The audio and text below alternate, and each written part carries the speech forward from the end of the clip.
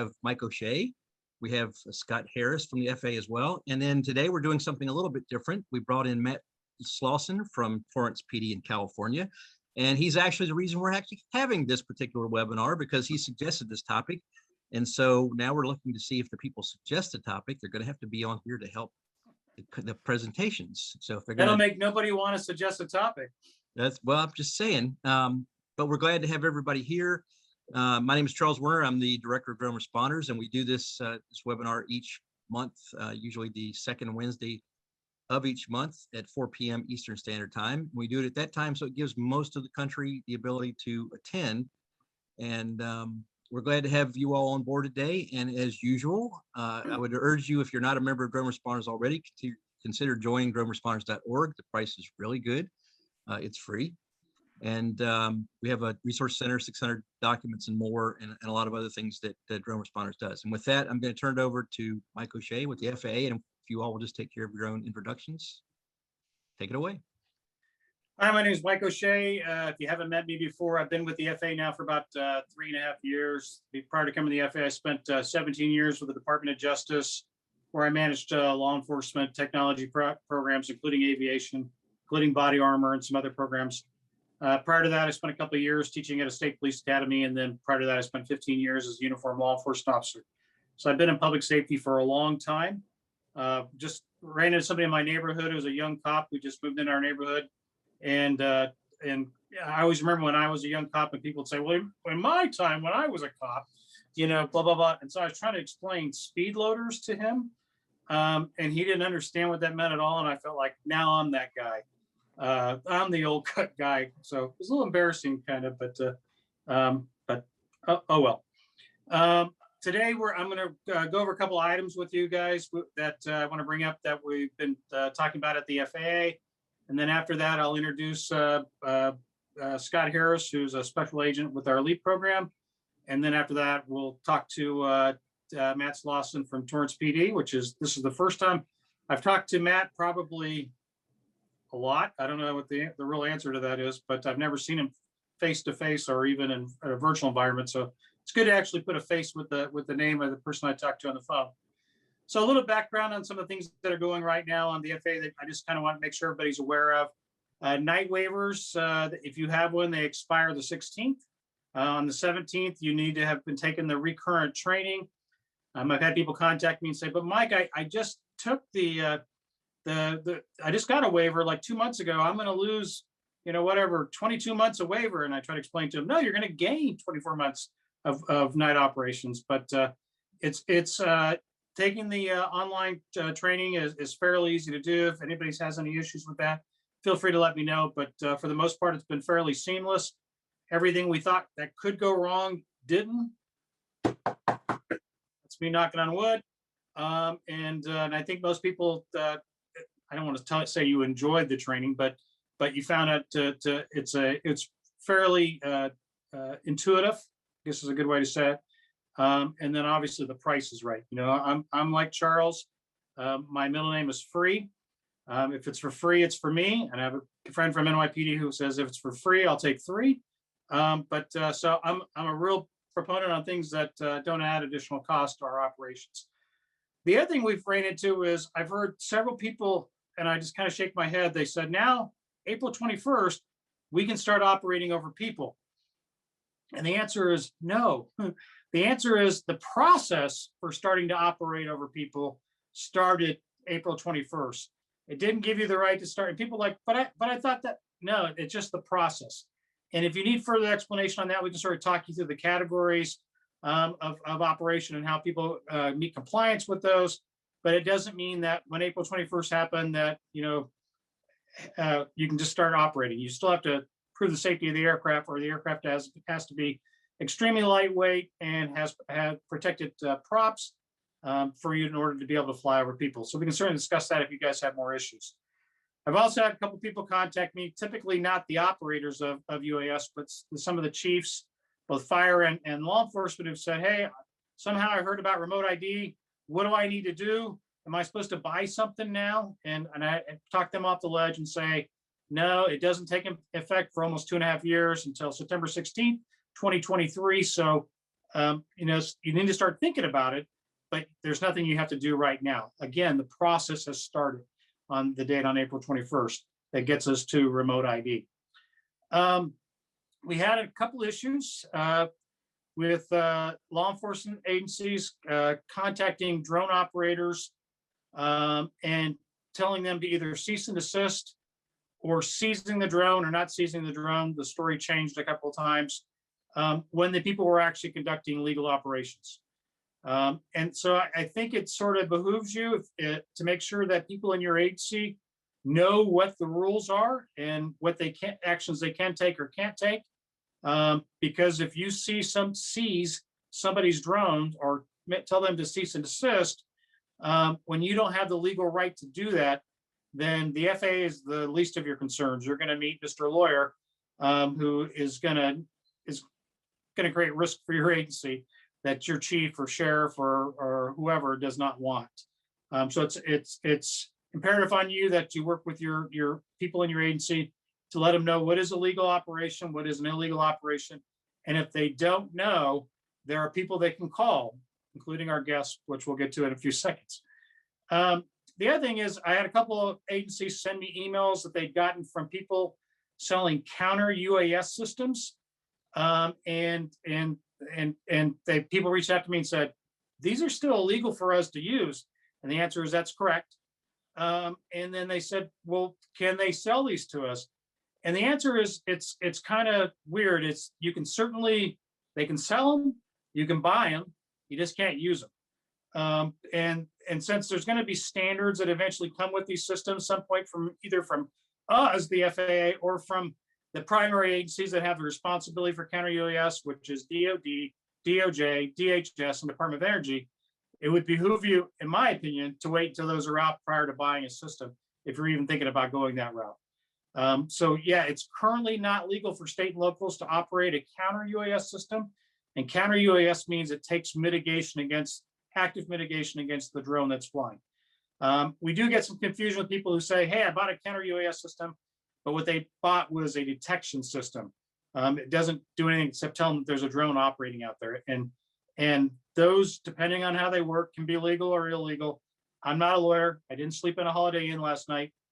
So I'm not the person to answer those questions. And there is good guidance that DOJ put out and with DHS that I can certainly share with you guys that talks about counter UAS.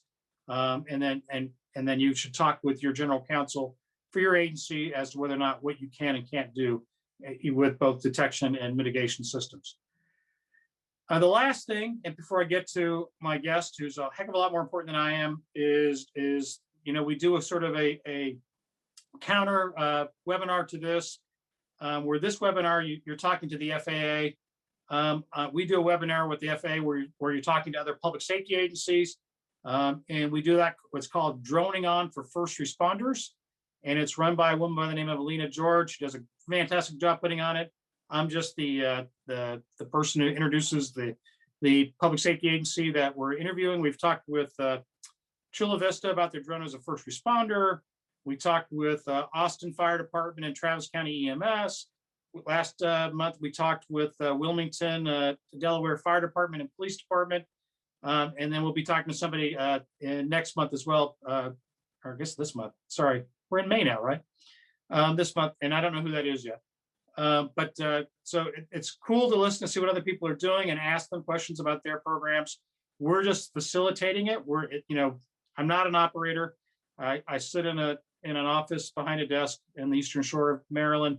But I'm not, except for playing around with drones myself, I'm not an operator anymore. This gives you an opportunity to ask people who are actually operating drones about what they're doing and the issues they encounter. And it's a great way to make resources within this field. So enough of that. So I want to introduce my guest today. And you got a little bit of an introduction from Charles. There have been a lot of questions about, how do I handle, sightings of drones, drones that could be possibly being operated illegally. Who's my connection at the FAA I can talk to that about? And so what we did was we invited Scott Harris. Scott Harris is a special agent with the FAA in our Office of National Security Programs and Incident Response. He's with a program we call LEAP, which stands for Law Enforcement Assistance Program. And it's kind of a misnomer because it's really grown to be everything for public safety, just not law enforcement. They support anybody that is looking at in the sort of the government realm in terms of looking at some illegal drones and stuff. So what I want to do first of all is introduce Scott, but I want to ask Scott some questions about his background. So Scott, if you want to come on the air here. So Scott, let's talk a little bit about you. You used to model professionally for GQ. Right. Not anymore, right? I still do. What do you mean? What are you talking Oh, about? okay. No. So Scott, so how did you end up at the FAA? USAjobs.com or .gov. I'm still in the Air Force Reserves. In aviation, all my adult professional career. I spent a short time with TSA as an inspector and investigator, and there was a posting in USA Jobs, and one of my coworkers said, "Hey, did you see that posting?" And so back in 2011, got hired on with the FAA in the LEAP program. So where are you physically based out of? Northern California. I'm in Sacramento, California. And what's your responsibility? I mean, do you have California, the entire US, or? Yeah, well, I'm a headquarters guy, so I'm in the standardization and program, policy office for ASH, for the LEAP program, specifically focused on LEAP. So spend a lot of time at the headquarters level doing outreach like this, policy development, resources, bringing resources to our program, and then obviously getting our resource, the big, the LEAP program, out to public safety and law enforcement. That's kind of my full-time job, so to speak. I do have a small AOR, and we'll talk about the LEAP program and how many LEAP agents there are and geographically located and all of that. But I have Northern California as a small AOR. I thought it was important when taking this position to still field the phone calls, field the emails from law enforcement and public safety, staying up on the trends and what's the need out there. How is this resource going to be utilized by law enforcement in that ever-changing environment? So it's kind of good to still field the daily calls, but then also think of it from a headquarters perspective and policy perspective of keeping our program relevant, up to date, useful, and effective to the law enforcement and public safety community. So Bay Area, Sacramento, and North is my small AOR. So that's so pretty much. You mentioned ASH. So I know what ASH is. That's the stuff after fires. Mm-hmm. But what does it mean to you? So ASH is obviously an acronym. Different lines of business within the FAA. Mike, you're in a different line of business than I am, air traffic control. And so you have security and hazardous material. So ASH is the acronym for that. And so within that is my department and program, the Office of National Security Programs and Incident Response. And then within that is the LEAP program. So ASH is the line of business within the FAA. Stands for Security and Hazardous Material. Cool. So what is a LEAP agent, and tell me a little bit more about the LEAP program. Okay, so first, when talking to law enforcement and public safety, and we're out doing a lot of presentations, and one of the beginning slides of any presentation I do, and what's important from an enforcement standpoint. Obviously the FAA, we provide oversight, compliance, and enforcement in the NAS, and within that, it's regulatory, administrative. So I say this all in all my presentations, there are no criminal investigators in the FAA. And that's important to understand when we're talking about enforcement of code. And any one of these incidents, there's, let's just say there is non-compliance. There's regulatory non-compliance. Is there criminal code non-compliance? Obviously, the FAA will provide the oversight, compliance, and enforcement for the regulatory. If it's criminal, it needs to go to another agency. And obviously, respectively, so that's important to understand. There used to be criminal investigators in the FAA. There aren't anymore. That just the way the Department of Transportation did the organization. And so but it's very much recognized that we need a group of folks that bridge that gap.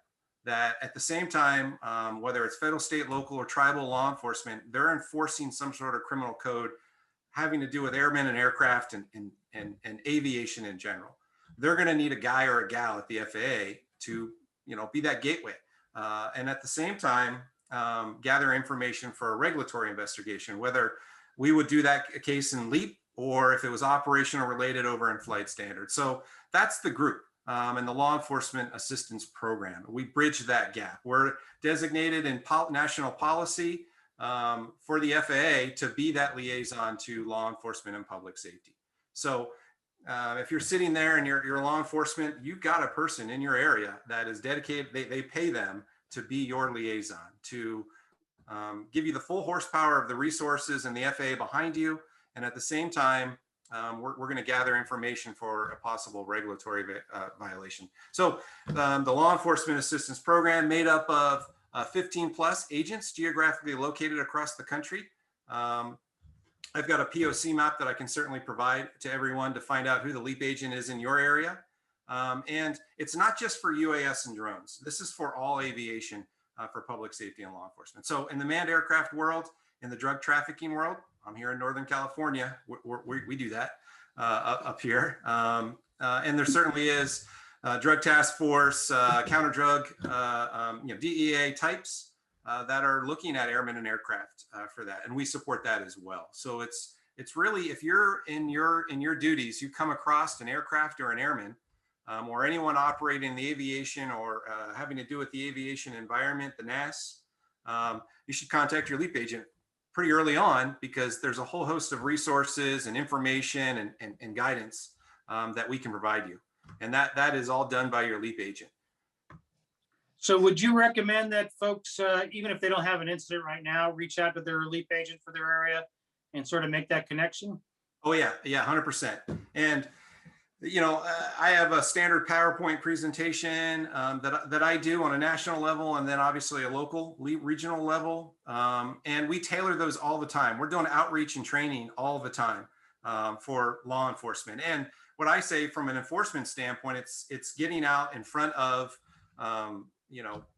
whichever police department, whichever sheriff department, and making that first introduction outreach, letting them know how the aviation environment works, applicable code, how, if you get an incident tomorrow night, this is how this is all going to work from a regulatory standpoint and a law enforcement assistance standpoint, and make that introduction so you're prepared for that incident that happens tomorrow night or next week over a power treatment plant in your city. They're calling a PD going, hey, well, what's going on with this drone that keeps flying every night over our facility? You already kind of have that outreach done, and we'll tailor, a LEAP agent will tailor it to whatever you need. And remember, we're here for, you're our primary customer. So if it's an executive level meeting that needs to happen with the chief of police, lieutenant captain, whatever, we'll tailor a presentation outreach for that. If it's a safety down day or some sort of training environment with the folks out at the patrol critical infrastructure area or something like that, heck yeah, we'll tailor something to that. And then obviously we get involved a lot in special events. Obviously at the SEER 1 or NSSE level, like a Super Bowl or something like that, we support that. It's coming to LA, right? And in February, we're doing all types of planning for that now. One here is Fleet Week here in the Bay Area. We're doing planning with that. And your LEAP agent is an integral part of that, because we're kind of that designated liaison to resources. We'll answer a lot of your questions, but then also when you start, hey, I want to get a TFR. We're going to give you the first few minutes, of how a TFR works, and then get you handed off to ATO, air traffic, and the folks that you request and grant and do NOTAMs and all those types of things for TFRs. So yeah, I mean, you should do right now, getting with your LEAP agent and starting that conversation / relationship and lines of communication and lines of resources right now. So Scott, we get a lot of calls from public safety agencies saying, hey, when I do have a drone that's operating illegally, we're always telling our officers you should contact the FAA, but who specifically should they contact? So this is real, when you get into reporting, this is important. So you have an incident. or there's some sort of activity. And the lexicon for accident, incident, occurrence, those mean something in the aviation community. We're calling them incidents. I don't know if it quite fits in there, but obviously in law enforcement, incident means something as well. So that lexicon piece. So you have some sort of activity happening somewhere and you believe it's non-compliant. The first things and foremost that we tell everyone, and you can go to FAA.gov and the Public Safety Toolkit, there's a lot of information in there and talking about this. But first and foremost, if it's in the aviation environment, meaning, is it around manned aircraft? Is it next to an airport? If there's that immediate safety threat, you're going to want to talk to air traffic control right away. Now, from a law enforcement perspective, you probably may or may not have a direct link to the tower. But that's who we need to get to, because we want to try and mitigate that aviation safety threat right now. So the tower needs to know, because they need to move some metal, right? So if you don't have that direct communication, call the ROC, one of the regional operation centers, and there's 3 across the country. And again, you go on the Public Safety Toolkit, you'll find the numbers to the ROC. First and foremost, in the aviation environment, around other manned aircraft, you know, let's get that to the FAA. Let's get that to air traffic control. If you don't have the direct, call the ROC. After that, say it's an incident that's happening downtown, you can away from the aviation environment. Eventually, that incident, if reported to the FAA through the ROC, is going to come to the LEAP agent. So you can obviously contact them directly and report directly to your LEAP agent of, hey, this happened last night, or we just got this call about this. And that's going to trigger a lot of things. One, it's notifying the FAA. We start documenting, and then we also look at it from a regulatory enforcement standpoint. That starts the process. And then at the same time, with your LEAP agent, we're going to be supporting you. All right, from your applicable code, from a criminal or law enforcement standpoint, do you guys have investigation? What do you need from the FAA?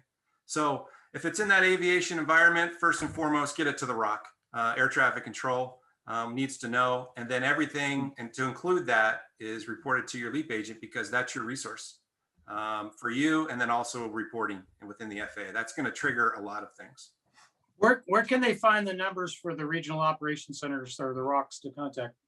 It's on the, I'm on my other screen here.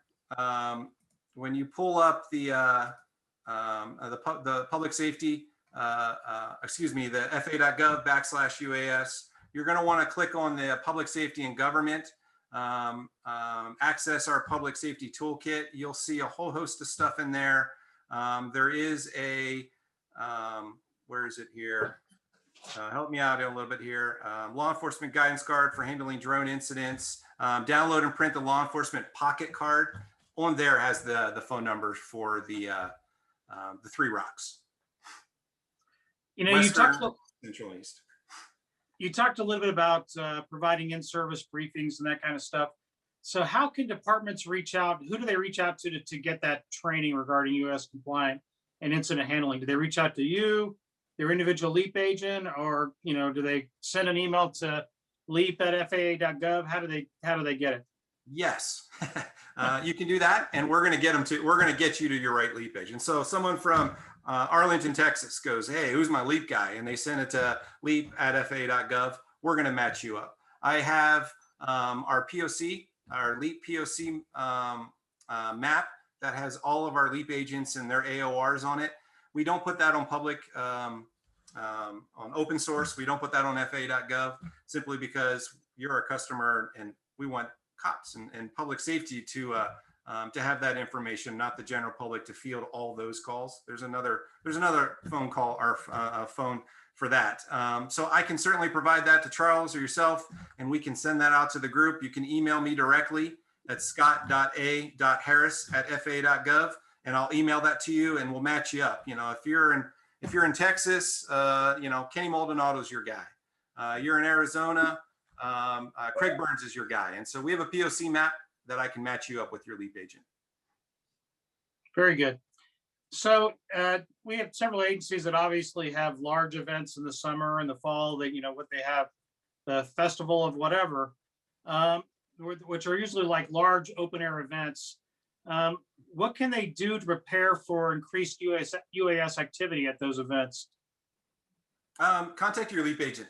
And This is something I do the OJT for the LEAP agents and all those things, and special event planning. I kind of talk about the 3 phases. So contacting your LEAP agent in the initial planning phase is important, because we're all, at the first meeting between all the different public safety and law enforcement and the venue, their security director and all those types of things. Hey, we got this big open air event coming up here in September. And you're having that initial planning meeting, and I split up to 3 phases. You invite your LEAP agent because we're going to talk about what an operator can and can't do, and the enforcement / reporting process. And then also, what are the resources? Are you guys thinking about a TFR? How does a TFR work? What are the statutory and regulatory requirements to get a TFR? We're going to talk about that, and then obviously put you together with the right resources. So that initial planning phase, you're going to want that. And then I call the next phase the ramping up. We're getting closer, right? Is there outreach that needs to happen to operations, security folks, law enforcement, the patrol folks that are going to be trolling the event? Do they need the 10, 15 minute outreach of when they first make contact with appear to be a non-compliant operator? What do they do? What information? How does that work? So certainly a LEAP agent will conduct those. And then I call the third phase the week of, or game day.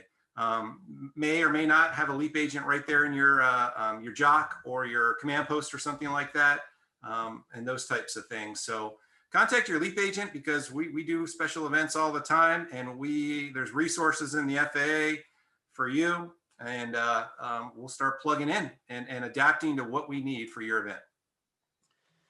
So I got 2 kind of questions about enforcement. So the first question I'm going to ask you is, what applicable code or rules or regulations can a department use to enforce or take action against illegal drone operations? Well, that's important, or I should say that's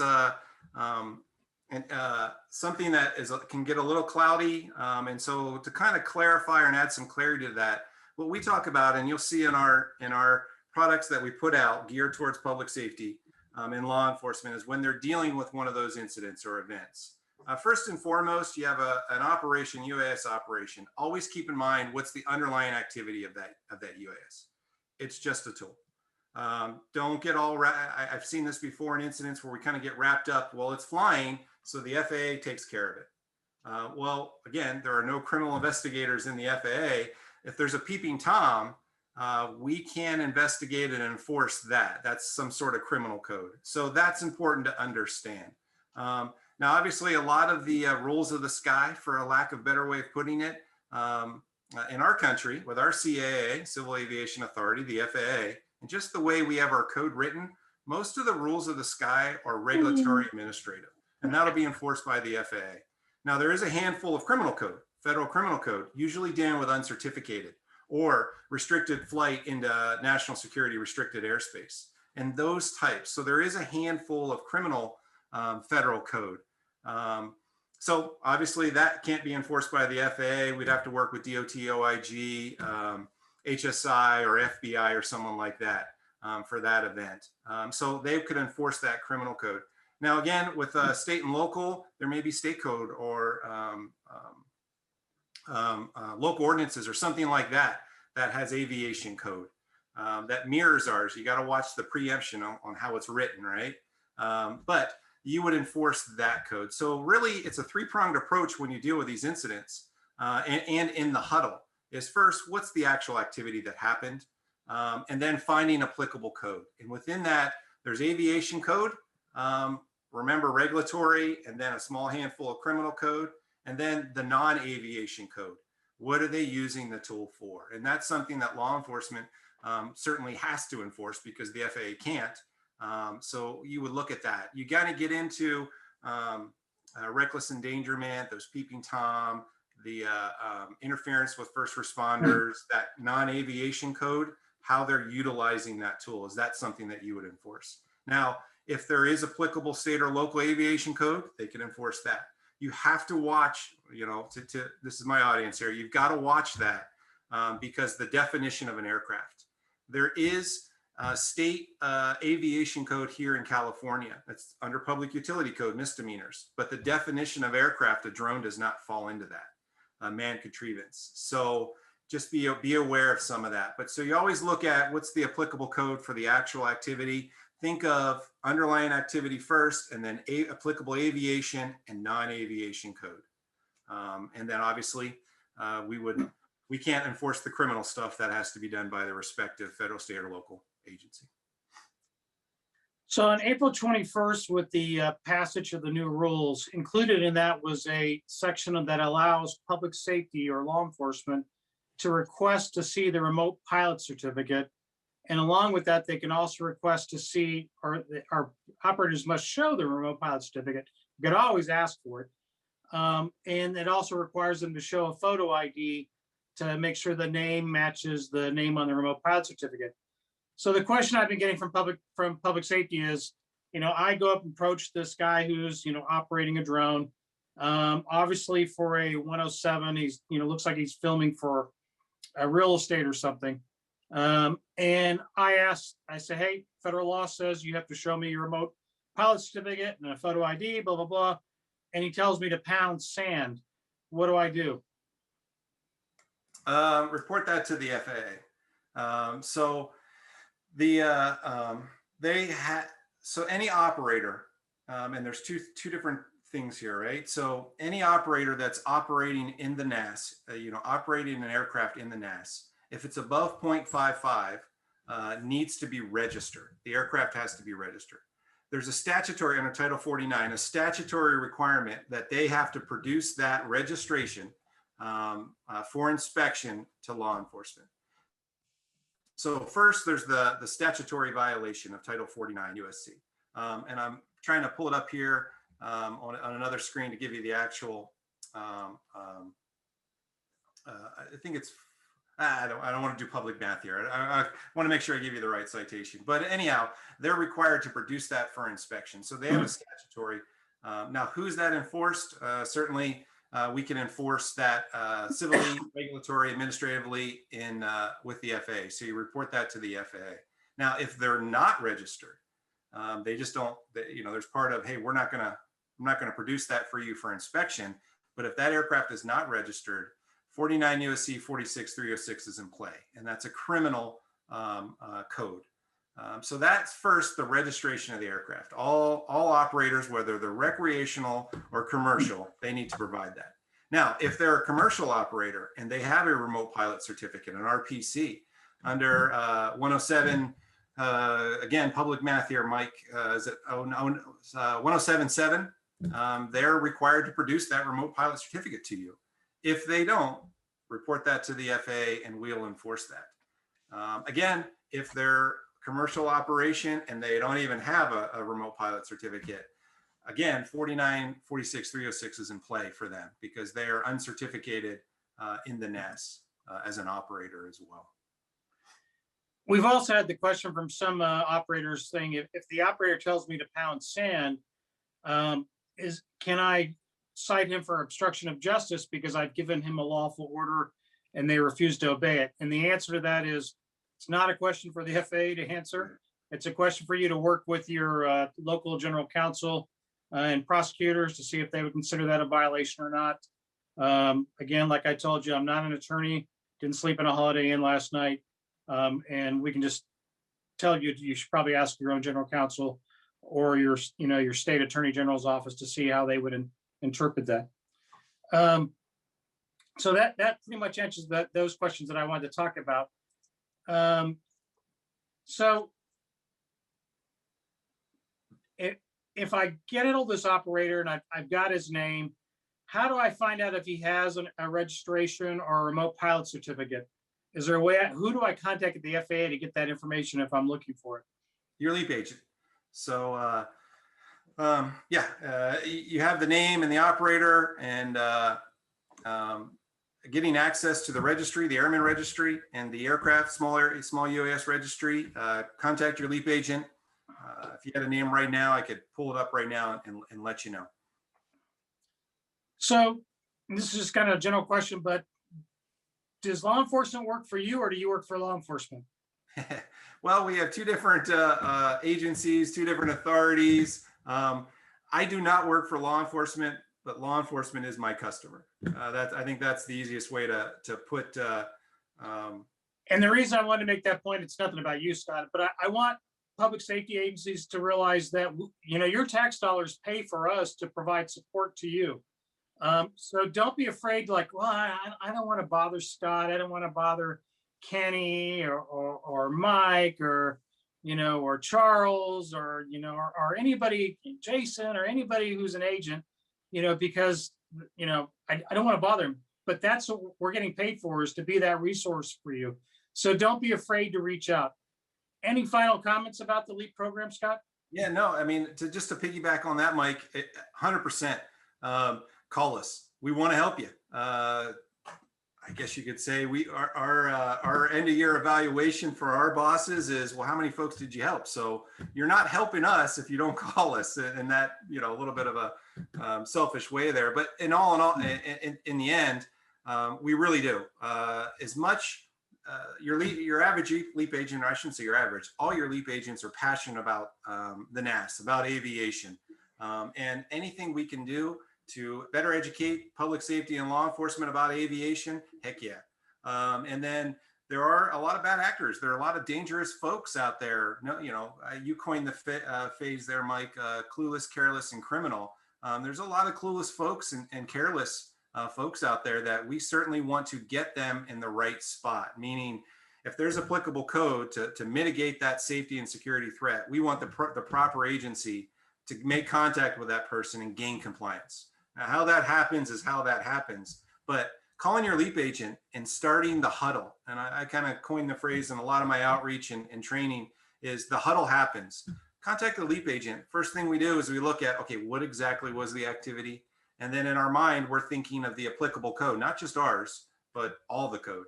And then getting that person, that non-compliant person, to the right investigator for compliance first. And then if that doesn't work, enforcement. You know, we're certainly passionate about aviation. We love talking airplanes. We want to come out to your department and give you the resources you need to do your job and make society, but aviation, more and more safe and secure. And then absolutely, that's what we do every day in the FAA. So make the call, send the email, you know, and we'll get started. So, and I think that's the big important message out of this presentation today, is that you should reach out to your LEAP agent now before you have an issue. Have them stop by when they're in your area so you can kind of show them your program and meet that person and have that resource. I mean, that's, you know, if you've been in public safety long enough, you know, it's all about resources. Who do I know? What can I get from who? And this is just part of that. So feel free to reach out to these folks and get them to support you, because that's what we get paid to do. So we're going to move on a little bit here, and Scott, don't go anywhere because you're going to be on the hook for answering some questions here, but we're going to start off with some directed questions first from Matt Slawson. Matt is a 3-star admiral with the Torrance Police Department. Or did you get promoted? Are you 4-star now? Still a 3. Yeah. Okay, good. So I didn't want to over us. No, but Matt was the reason we did put this presentation together. He had specific questions about, you know, how do I do enforcement? Who do I talk to at the FAA? And he has some specific questions that he wanted to ask us. So take it away. Cool. Thank you. Thanks for having me. Just a quick introduction. Matt Slawson, Torrance PD. We're about 20 miles south of Los Angeles. We've had a drone program since 2016. I was one of the founding members on that. Our department's been very supportive in the program. We're up to 13 operators on the team. Deploy for everything from calls, random calls out in the field where the officers are on patrol. We'll take the drone and use it for any calls that we can, to assisting our SWAT team and other SWAT teams in the LA area. A lot of flying indoors, and we're moving towards potentially a DFR program, potentially like Chula Vista. As far as the counter UAS conversation, we've been pulled into that because we have a very robust program in the LA area. Great relationship with our Torrance Airport Tower here in our city, as well as with LAX. We're about 6 miles outside of LAX. I just want to touch on a few things that you guys have mentioned that I totally agree with. Reaching out and introducing yourself and meeting your representative from LEAP, your LEAP agent. Mike Bumberger is ours down in this area. Talked to him quite frequently. He's been able to help us out several times in the past. And the second thing you said is having a relationship with your tower. Very important if you do have an airport in your city. Just yesterday, actually, got a call from our tower. There was a person walking on the runway at Torrance Airport, ended up being a mental patient from a nearby mental facility who had wandered onto the airport. So having those relationships and direct contact is great. So I just had 4 quick questions. The first one being, which has kind of already been covered, but if an agency locates a drone, say one falls in the backyard or something and a resident calls, what resources are available to locate the owner based on the drone registration, if you can find that information? Scott? Yeah, so contact your LEAP agent. You notice that with manned aircraft, you can go on FAA.gov and just type in any N number. That is not available yet for small UAS. There's a temporary rule. There's some things we have to work through with PII and with minor information and temporary rules and final rules. And so there's some rulemaking that has to happen where that'll be publicly available. So right now you've got to call your LEAP agent. You know, like I said, it's as simple. If you had a name right now, I'd be in my other screen pulling up the name and then send you the registered owner if it's registered. Now, that's if you look at it and well, if you have a name, we can search by name. Obviously, the FA3, the 10-digit alphanumeric registration number somewhere on the UAS, that's great. We can search by serial number to varying success, depending if they have a serial number associated with their registration. So any of that type of information, send it to your LEAP agent. We'll pull up and send you back what we know in our registries. Cool. Thanks. And second question regarding remote ID, which will come into effect in a few years here. How will remote ID assist law enforcement specifically? And second question to that, will law enforcement have any additional access to remote ID information that's not available to the general public? I think that, well, how is remote ID going to help law enforcement? Well, I think, as you all know, that some of the hardest thing is identifying who the operator is. You could see an aircraft or a drone UAS flying over fill in the blank, open air event or critical infrastructure or wherever. How do I know who the owner or the operator of that? Who's the registered owner of that? Remote ID will assist that. Now, getting access to the registry information on a real-time basis, that's something it seems like I'm in a gazillion work groups, and that is being worked on right now, and a whole of government as well. How do we make the information, whether it's not only just registry information, but Lance information, Lance authorization, those types of things? How can we make that readily available to our law enforcement and public safety partners so they can make real-time assessments? More to follow. I do not have a hard answer, a firm answer with that, but that is being talked about, and we're exploring those possibilities and trying to get rulemaking in place and policy in place to do that. My pay grade's not high enough. I can't certainly grant it right now, but it is being talked about in work groups and how do we do that? More to follow. And I just saw that someone posted, but criminals probably won't use remote ID. And I don't know if you know the way the system operates is after September 16th, 2022, every drone manufacturer will have to broadcast the serial number of that drone or it will not take off. That's the requirement in the rule. So there are going to be some drones out there that obviously don't meet that right now. But for the most part, most of the people we run into are not criminals. They're the other two C's, the careless and clueless. They really don't know that they're doing something illegally. They just think they can get a cool photo of the crowd or something like that, or the statute or the stadium or whatever. And what remote ID is going to do for public safety is give you the ability to easily identify somebody. And really for me is, we talked a lot about this when we were developing the rule, is we sort of see the biggest issue for public safety. You're looking at you're looking at dealing with a drone in a couple different ways. One, you're going to get a call about a drone and you're going to see the drone, but you're not going to see the operator. Remote ID will resolve that because you'll identify the drone, plus it'll tell you where the operator's at. Or you're going to show up and you're going to see a guy with thumb on the sticks, but you're not going to see the drone. And it'll tell you whether or not there's a drone in the air. And then it'll show you if he is indeed the operator of that drone. Or, which I think is going to happen probably more times than not, you're going to show up and there's no operator and there's no drone. And so what the cool thing about this system is your public has an easy way using a smartphone or smart tablet where they can get a snapshot, and they may not get the information that you get, but they'll at least get the serial number off the drone. It's ABC123 or whatever, and they can provide that information to you. Where it's really handy is these people who say, well, I keep getting a drone flying and looking at my daughter's window at night or something. Well, they'll be able to record that number and be able to show you that multiple times this individual was out in this location, apparently looking in the window of their daughter's. I mean, they're going to be able to give you information that you didn't have. I mean, before you'd show up and they'd say, yeah, I had a drone look at my daughter's window and there's no drone. What do I do? And really nothing. So remote ID wasn't built really for us. It was built for you guys. It's supposed to be, help the security partners, which you guys are part of, to be able to identify those drones and hopefully to bring them into compliance.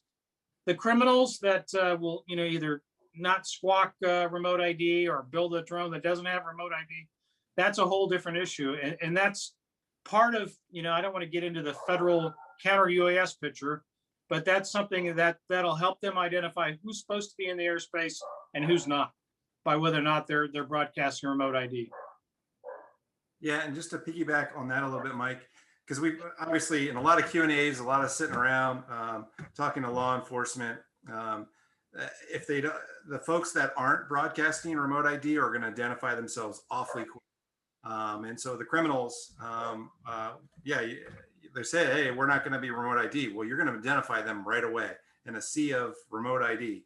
And the penalty is awfully stiff. The penalty will be awfully stiff for remote ID non-compliance. So.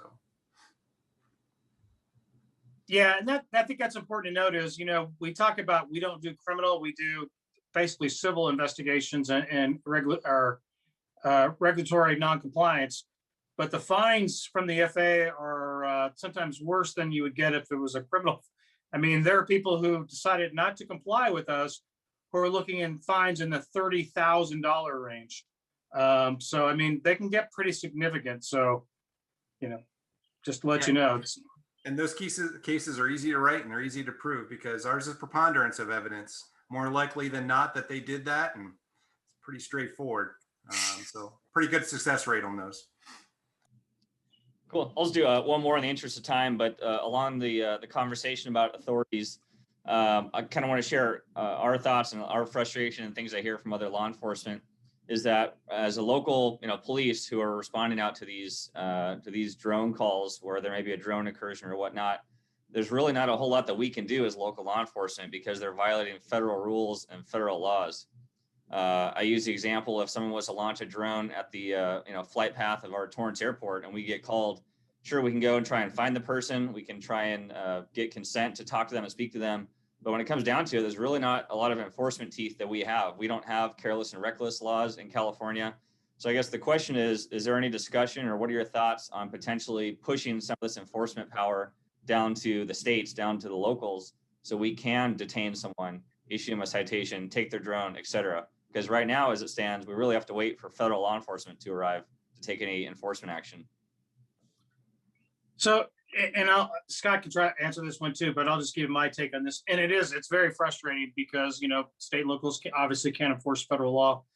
And we ask, look at your statute to see if there's something that does, I know in Maryland, we have unsafe operation of an aircraft that under our Transportation Act that we can use for enforcement.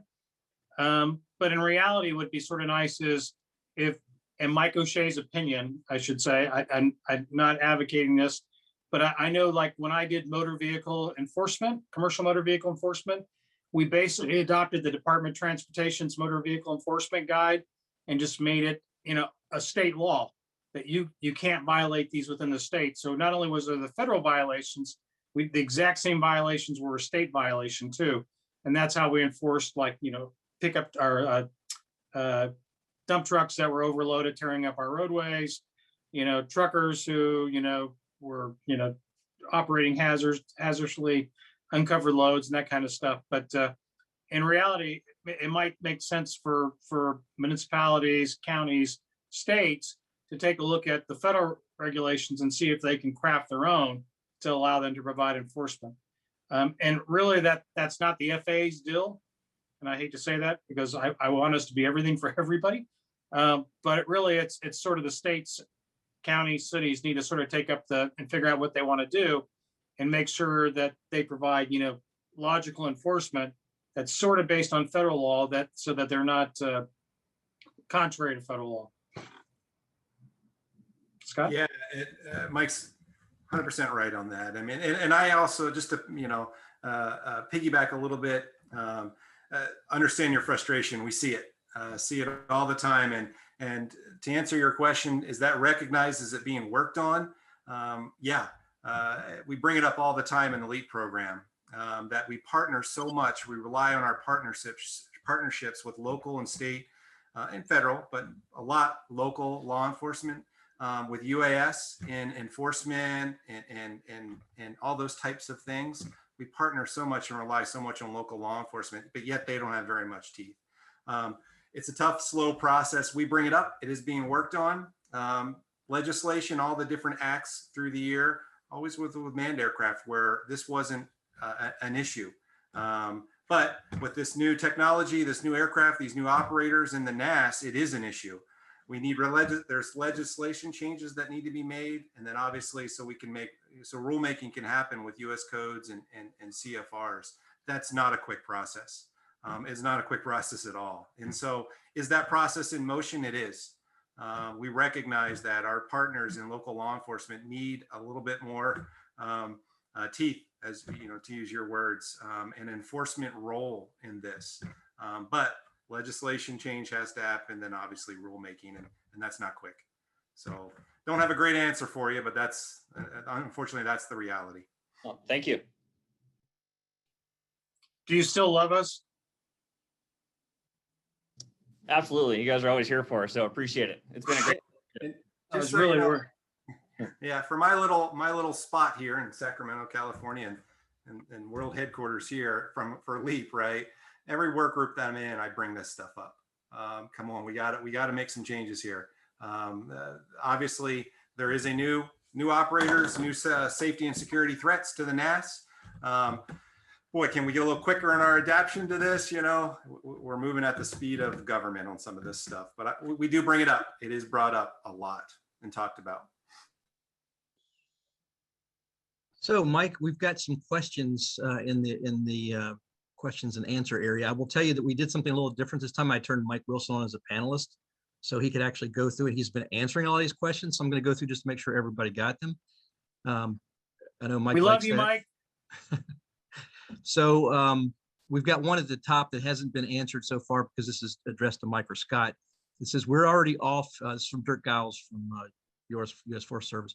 We're already off to an active start of wildland fire season, sorry. In your opinion, as federal wildland fire agencies, US Forest Service, Bureau of Land Management, NPS, FNWS, BIA, how are we doing for the information exchange of non-participating UAS intrusions within our wildland fire temporary flight restrictions and or fire traffic areas to meet FAA reporting requirements? Do we need to tighten anything up? Well, sitting here in Northern California, right in the eye of the storm, in the next couple of months, so to speak, we're a lot better than we were in the beginning. Now, obviously, there is rulemaking, there's criminal code on the books where you're if someone shows up at a wildfire, not a TFR wildfire, just a wildfire, and those are two important things. There's criminal code. The reporting part, get with your LEAP agent, report all at a wildfire to your LEAP agent. We'll start the huddle. We'll bring in the appropriate federal law enforcement folks and deal with that non-compliant operator. Can we always do better? Yeah. If there's opportunities for outreach and training, invite your LEAP agent, no matter where you're at. Let's get the conversation started. And again, three-pronged approach. What's the actual activity? Make sure applicable codes identified by everybody right away, and then get that non-compliant person to where they need to go. Meaning direct line to the FAA for the regulatory enforcement, and then federal law enforcement for the criminal enforcement. So yeah, we can do that. I have a question, looks like it's a little bit loaded here, that says, also ask Officer Lawson his call sign. We've been having discussions about changing our in-house department call signs for our drones. I'll take your opinion. Do you guys like Sky better or Delta? That's what we've been going back and forth on. It's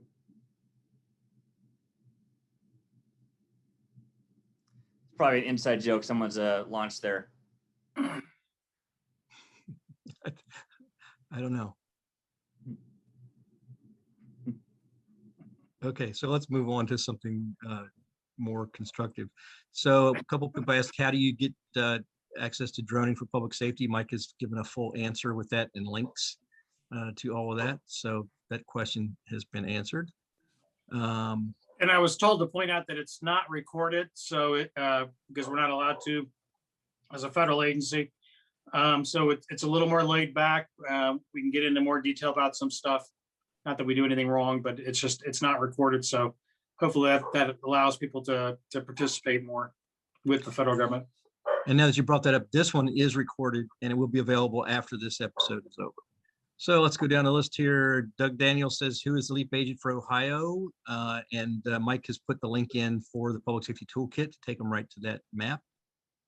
I believe it's Asher Wiley. Email me and I will do the virtual handoff. Okay. And then how do we get our point of contact for this program? It's again, the link is up there with the Public Safety Toolkit from Mike. And it's got all drones, regardless of weight, have to be registered when flying under Part 107. And Mike Wilson says, yes, that's correct. Yeah, there were some questions people had about if I have a drone that's less than 0.55 pounds, do I have to register it? And the answer is yes. Any drone that's being used for public safety has to be registered and be part of remote ID, even though the only time it doesn't have to be registered are not part of remote ID if it's under 0.55 pounds and used only for recreational purposes. And that means you belong to a community-based organization and follow their safety guidelines and all the other stuff that goes along with that. Next question, if I'm flying mission and have been requested to produce Part 107 for inspection, how fast do I have to produce that? Can I fly my battery, bring the aircraft down, and then provide ID? Mike says the answer is what's reasonable when requested. If you're saying that you'll fly until your battery expires, then that wouldn't be reasonable. If you're saying you'd land your airplane, in most cases, that would be reasonable. So we got something from Art. And I think it's important, if you're the public safety operator that's making contact with that guy operating the drone, you should understand that, you don't want to impact the safety of flight in the national airspace. So you're going to ask him politely, say, hey, that when you can you land your aircraft so we can discuss your operation, and see your remote pilot certificate, your registration, any waivers or COAs you have, that kind of stuff. But you don't want to put yourself in a point where you're yelling at some guy's ear that's operating a drone that can run into somebody, because it's all about risk management and public safety, and that's a big risk. And then Martinuska says, we recently had a conversation where it mentioned flying over controlled airspace by Army Corps of Engineers. We need permission to use pictures or video footage. How does that interact with FAA rules? And Mike put in a link to federal facilities in the affected by drone overflight. Any more to add to that? Yeah, we do. We get questions a lot of time about flying over national parks. The national parks have their own policy. It's not an FAA policy, but it's important that if you have a national park in your jurisdiction, or you think you're going to respond someplace where there's a national park, that you make contact with whoever the park manager is and work out some kind of agreement where he'll allow you to fly for emergency operations. Because trying to track down the park manager, at 3 o'clock in the morning when you need to fly to look for a bad guy, or you got a fire moving into the park, is the wrong time. You should make those social relationships now. And then I've got Jennifer Yoxall brings up a point, says if someone is flying in the flight path of an airport, they're putting the airport in danger, which puts people on the ground in danger. So perhaps this reckless endangerment or something similar under state law might be applicable. And I think, Matt, you said you don't have some of those laws in California, which would explain a lot of things. And I won't say anything more about that, but careful. No, and you're absolutely right, but it's very important in that kind of situation, just like Scott said, is to contact the tower right away, because they need to move airplanes out of the way to prevent that from happening. And that's the most important thing, is to make sure we don't have an incident, not the enforcement part. Enforcement sort of takes second part of that to prevent the bad thing from happening, then get the bad guy. And then I've got a question in the chat room that says, can you buy your air rights to your property? Yes, from Mike O'Shea's offshore account. Mike O'Shea's air rights for us, or for you, I don't know. No, the answer is no. Yeah, and that's an interesting discussion. You hear that kicked around a lot. What is it going to look like 10, 15 years from now? I don't know. But, you know, talk about real property and the first 100 feet or 200. No, the NAS does not work that way. Yeah, Title 49, what is it? USC 4103, sovereignty of airspace. That's not the way it's written right now. That first inch and above off the ground is federal jurisdiction. It's the NAS, National Airspace System. Yeah, we always hear, once you're above the blades of grass, you're in our airspace. And people say, well, why can't we have different rules? Because, you know, you have a lot of people who are operating nationally. They're going from state to state, county to county and stuff. And now you're asking them to try to figure out what all the different rules are in the different jurisdictions and stuff. And that's why it's a federal thing. I mean, that's why, because it crosses all, you know, airspace, you know, in all states, you know, offshore, everything is why it's a federal law, so that the airspace remains the same for everybody. Okay, from Tim Martin from out in California says, can you go over the process for those of us working in restricted airspace with daylight waivers once those waivers expire this month? I guess I didn't understand the question. So they want to know what? Hang on. Can you go over the process for those working in restricted airspace with daylight waivers once those waivers expire this month? I think what they're asking is LANCE, the ability to use LANCE in restricted airspace for night operations. There's currently a workaround right now where it's not perfect, but what you do is you apply for, if you think you're going to operate at night, you apply for the airspace during the daytime hours when LANCE is up and running, and then it automatically gives you the ability to operate up until midnight that day at night, or at 0600 to or 0001 hours to midnight for that day. If you think you're going to operate at 0300 hours, then you still have to apply for the day before to apply for that time. And I know this is confusing, but if something pops up and you need to fly an emergency, then we're requesting you contact the Systems Operations Support Center and request an SGI for a special authorization to fly. And then you should know that LANCE is supposed to be, will coordinate perfectly. They're working on the system right now. And we've been told sometime this fall, where if, you know, any time of the day, 24/7, you can apply to operate it in controlled airspace, even at night, and get that authorization then. So the workaround right now, and I know it's not perfect, but the workaround right now, like I said, is if you think you're going to operate tonight because you're doing a training mission or whatever you're doing, then you need to apply during daytime hours for that authorization, and it'll come with that 24-hour or night authorization, or up until midnight of the day you're operating. And David Danielson says, is there a way we may register under the agency name rather than pilot only? Yeah, so this came up a couple times, was it last week? And the answer is yes. So you just go in where it has, it's like the 3 dots or whatever, it's where you can click on that, and you can actually change the name of the operator on there. So the system is automatically set up to fill in the name of the person who's registering. And the reason why is because Part 107 wasn't designed for public safety. It was designed for the masses. So it's going to put the masses name in there. But if you need to change that, you go into the setting changes, and then there's a spot in there for name change. And then you put the Acme Police Department, Acme Fire Department, you know, whatever. Let's see. Question from Probin Thompson says, what about only used indoors under 0.55? Question mark. That doesn't have to be registered, correct? If you're operating indoors, we could care less about your operation. That is not in our airspace. However, if you start outdoors to go indoors, then you're in our airspace. And it doesn't matter if you're below 0.55 pounds, you still have to register and be a 107 operator, or have a public aircraft code to operate that aircraft. But if you're always inside, you walk inside of the building, you launch it inside, it never leaves outside, not our jurisdiction. And that's why a lot of the drone racing is done in a warehouse. They're not in the NAS. They can do whatever they want. But like Mike said, as soon as you start outside or go outside, you're in the NAS.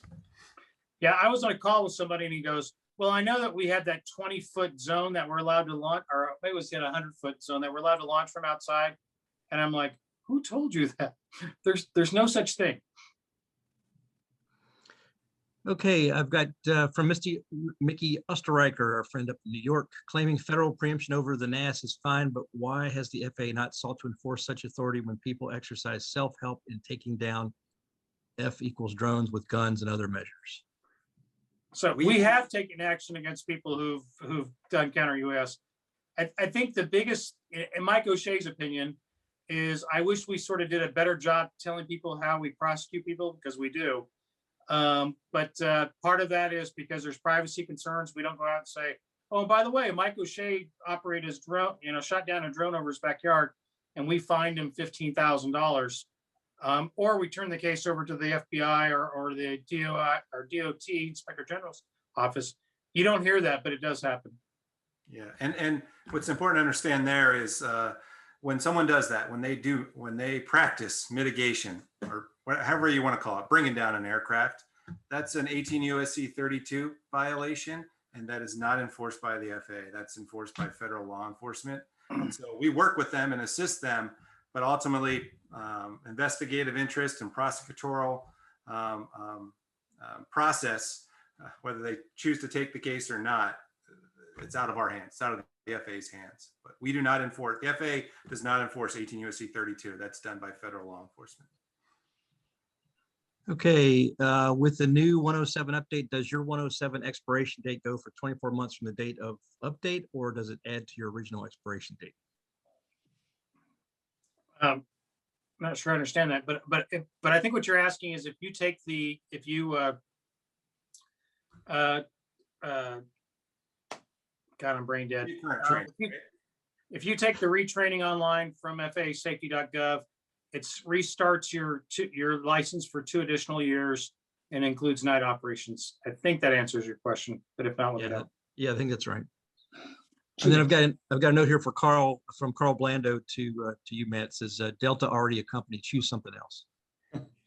No. And let's see what I got here. I like Viper. There you go. Yeah, has anyone ever been prosecuted under 18 U.S.C. 32 for downing a drone? Great question. I've had that. There are a current couple cases. I don't know of that being brought up. We've had it where a drone has hit another aircraft. And so that was, but I believe there's a case somewhere, and I might be speaking out of turn a little bit. I don't want to say the area because if I'm wrong, but someone took down a law enforcement drone one way or another. I can't remember what, and they were flirting. Flirting's not the best word. They were looking at 18 U.S.C. 32 for that. You'll see the ones, a lot of times you're seeing, hey, somebody's flying a drone over somebody's backyard and somebody takes a 12 gauge and shoots it out of the air. They're right for 18, they're, 18 U.S.C. 32 is in play. A lot of times those folks are being prosecuted under local charge, unlawful discharge, or something like that. But they are 18 U.S.C. 32. They haven't chose to prosecute under that. I believe there's 1 or 2 cases now where they're looking at it. So I don't know of a successful prosecution yet, only because there hasn't been too many people federally indicted with that on a drone. Next question is Lance 24/7. Yes. So like I said before, we sort of have a workaround right now to allow it to be 24/7. But coming this fall or late summer, it's supposed to be, it'll match up so that you can apply to use Lance anytime 24/7. And Steve Pansky clarified for us, saying restricted airspace is airspace not controlled by the FAA. Controlled airspace is that airspace with an authorization needs to be approved: Class C, surface Class E, Class C, and Class B. Let's see. question here is, hey, the session's great. Will Michael OShea and the FAA team be at the Drone Responder Global Public Safety UAS Summit in Exponential in Atlanta this August? I don't know. Atlanta in the summer. But no, I live in humid DC, so I mean, it can't be any worse, right? But no, I don't know how they're going to who they're going to allow to travel yet. We still have it in our division. I'm in the aviation safety branch of the FAA, and currently we're not allowed to travel. So I don't know when they're going to lift our travel restrictions. Okay, and then unrelated to the topic of this webinar, who would I contact to discuss LANCE ceilings in our operational area?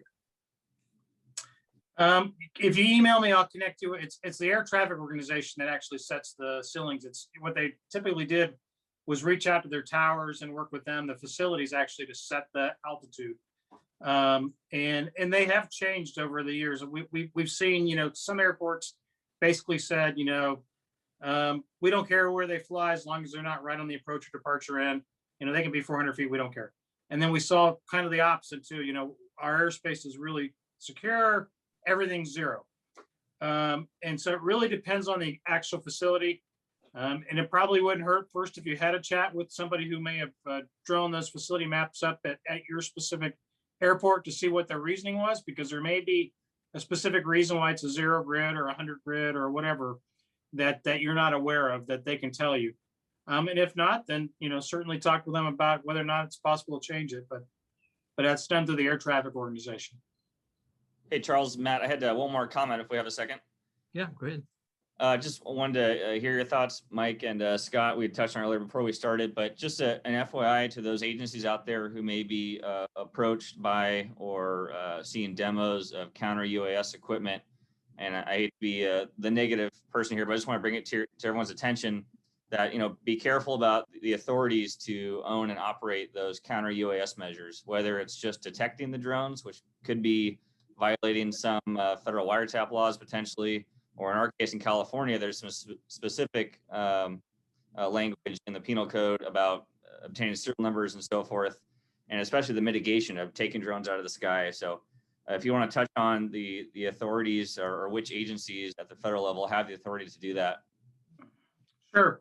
So there's 4 agencies that have the authority: Department of Defense, Department of Energy, DHS, and DOJ.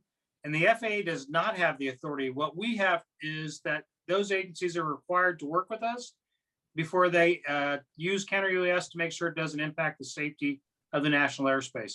So it's really, we're involved in just that, in talking with folks.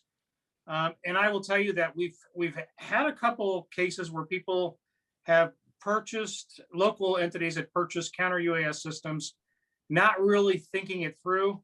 One was a port authority of a very large port, and they bought a GPS denial system, which is, and they're right next to an international airport. So you had an international airport, a large port that had cruise ships and container ships, and recreational boat operators like Mike OShea, who all depend on GPS to operate. So putting up a GPS denial system was, luckily they never, as far as I know, they never turned it on. And that's kind of the issue we're running into is right now those authorities only exist with federal agencies. I know DOJ at one point was working on a policy and how they would be able to give those authorities and DHS to state and locals in certain situations. But that's something you would have to check with them. That's not an FAA thing.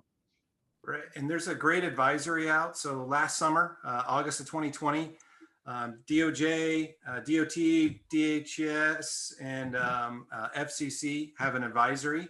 And it's a 9-page advisory that kind of talks through about, well, the name of it is Advisory on the Application of Federal Laws to the Acquisition and Use of Technology to Detect and Mitigate UAS.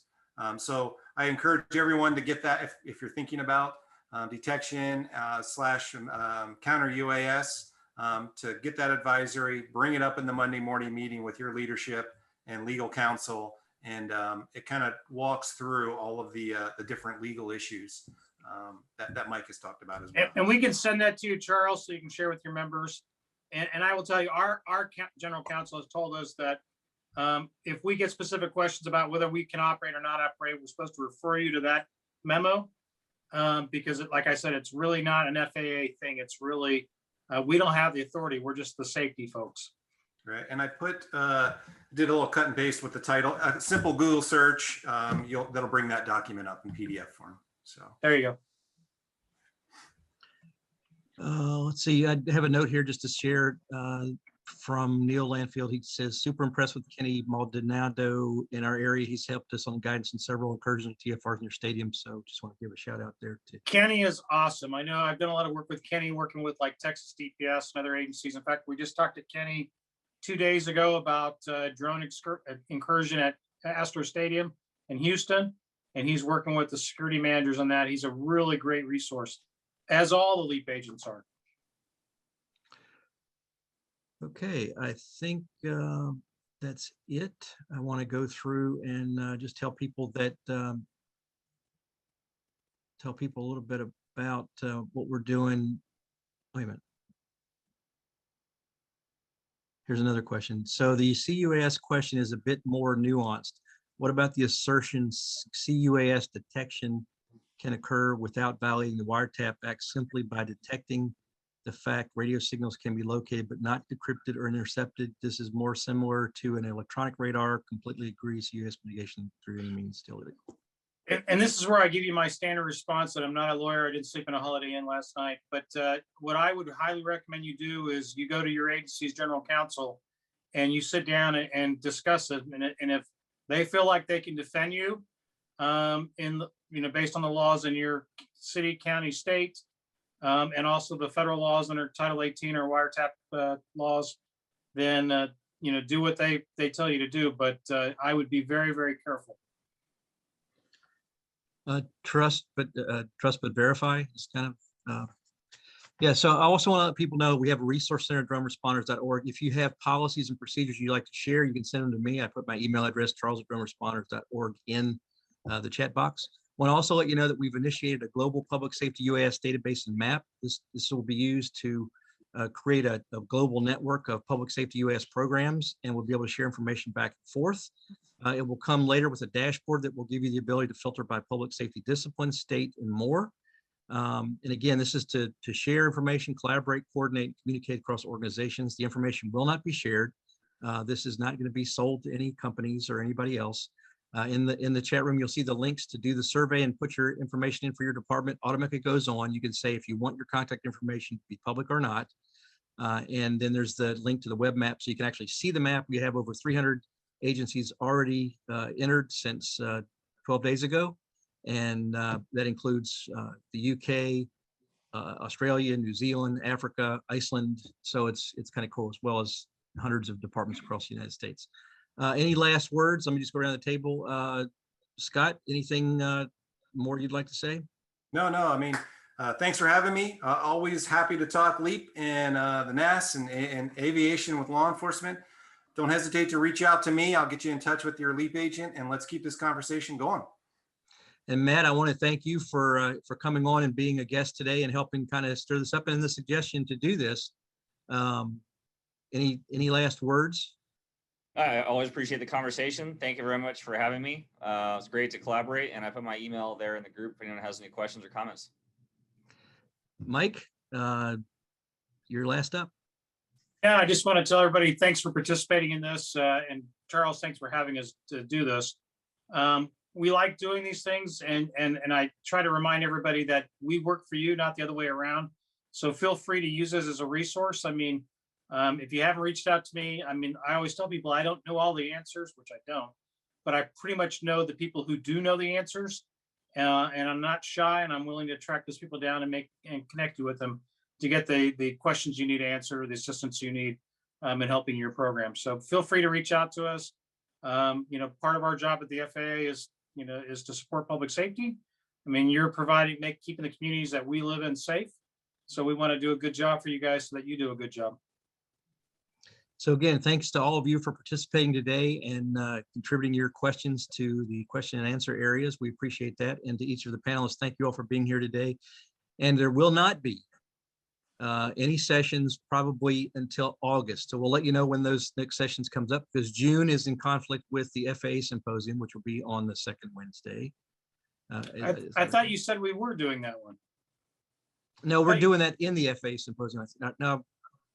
No, we're not doing that because we don't want to conflict and compete with the FAA symposium, I think. Well, stay tuned. We'll figure this out and let you know by email. I thought you sent an email saying that we were going to go ahead and do that because based on requests from people that, but that's fine either way. I'm easy either way. Yeah, we'll figure out. But July, we will definitely not be doing it because Mike OShea is not going to be available in July. So I'll be sitting on a boat in the Caribbean. flying your drone. I am going to my new drone. Yeah. All right. Well, listen, thank you all. We'll get it straight. We'll let you know about the next one. This is recorded. So if you or others want to see it, you can go typically into our YouTube channel and look up.